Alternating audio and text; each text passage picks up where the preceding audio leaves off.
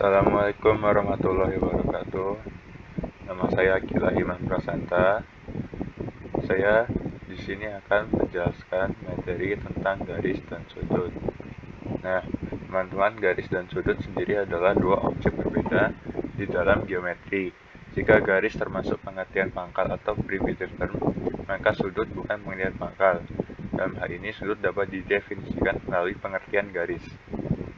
Apa yang disebut garis adalah objek tak didefinisikan yang telah dimaklumi dan dipahami kebanyakan orang. Dia hanya memiliki satu dimensi yang memiliki dua arah bertolak belakang dan memanjang sejauh tak hingga di kedua arah tersebut. Apa yang kita sebut sinar adalah bagian dari garis yang tidak lain memiliki salah satu arah untuk memanjang dan satu titik ujung yang disebut titik pangkal sinar.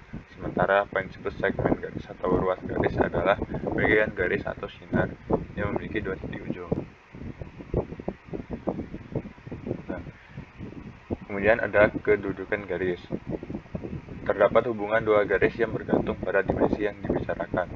Hubungan dua garis dalam dimensi 2 akan berbeda hubungannya di dimensi 3. Contohnya adalah pada gambar 1 ada gambar dua garis terletak pada bidang A yang saling memotong. Yang pertama saling memotong saja, di mana titik potongnya adalah titik T. Yang kedua adalah kedua garis yang saling memotong tegak lurus. Artinya ada satu garis yang berpotongan dengan satu garis yang membentuk tanda plus, di mana sudut dari antara garis-garis ini adalah 90 derajat. Kemudian yang kedua adalah kedua garis yang bersejajar. Artinya kedua garis tersebut memiliki arah yang sama serta gradien yang sama, tetapi terletak pada koordinat yang berbeda. Yang ketiga adalah garis yang berhimpit. Garis yang berhimpit maksudnya adalah garis yang berada pada titik yang sama, memiliki gradien sama, dan memiliki arah yang sama. Kemudian ada titik tengah, ruas garis, dan bisektor. Yang pertama, titik tengah atau suatu garis adalah suatu titik yang memisahkan membagi ruas garis tersebut menjadi dua garis. Contohnya adalah pada garis AB, titik tengahnya adalah titik T. Kemudian adalah bisektor.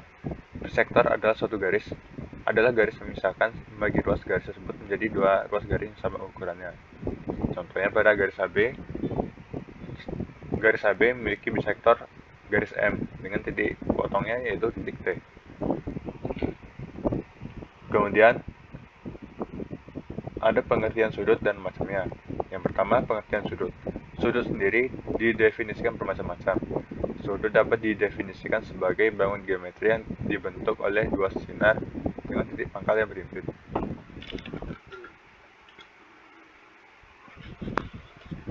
Didefinisikan ini bersifat statis.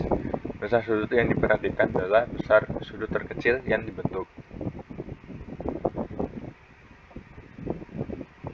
Yang kedua ada macam-macam sudut. Sudut sendiri berbagai macam. Yang pertama adalah sudut lancip. Sudut lancip ini ukurannya kurang dari 90 derajat atau antara 0 sampai 90 derajat. Yang kedua adalah sudut siku-siku. Sudut siku-siku ini besarnya adalah 90 derajat. Kemudian yang ketiga adalah sudut tumpul. Sudut tumpul ini ukurannya dari 90 derajat sampai 180 derajat. Kemudian ada sudut lurus. Sudut lurus ini seperti setengah lingkaran dan memiliki besar sudut sebanyak 180 derajat.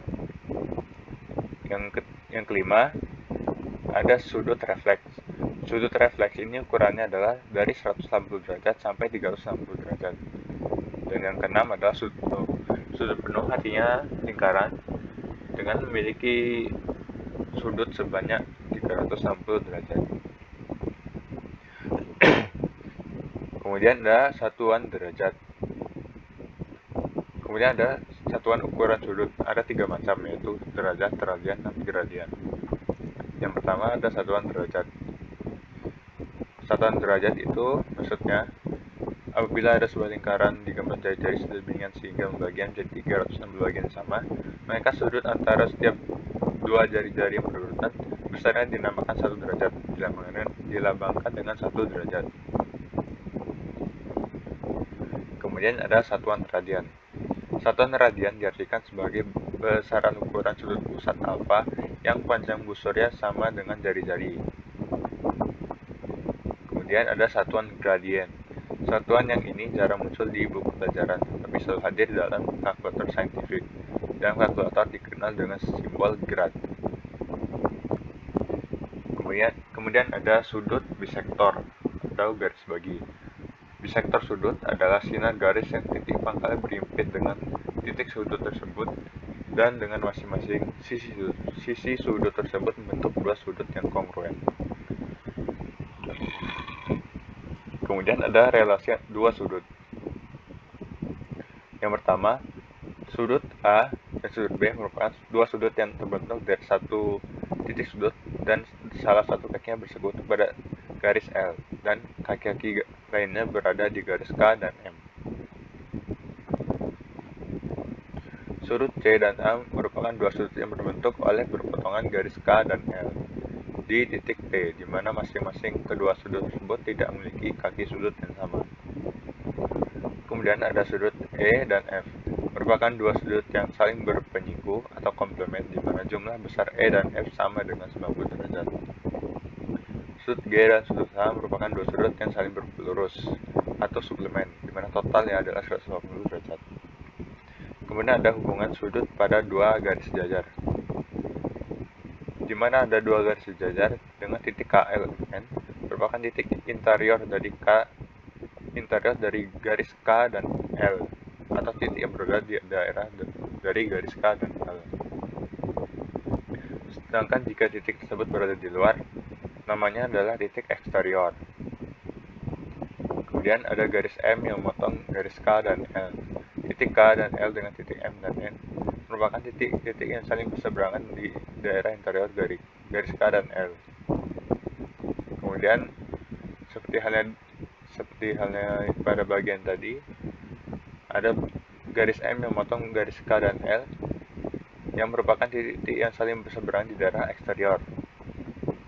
Kemudian yang kelima adalah garis M memotong garis A dan L, maka garis M dinamakan garis transversal K dan L. Garis M dan transversal terhadap garis K dan L maka terbentuk ada 8 sudut, di mana sudut 1 ukurannya sama dengan sudut 1 ukurannya sama dengan sudut 3, sudut 5, dan sudut 7. Sedangkan sudut 2 ukurannya sama dengan 4, sama dengan 8, sama dengan 6.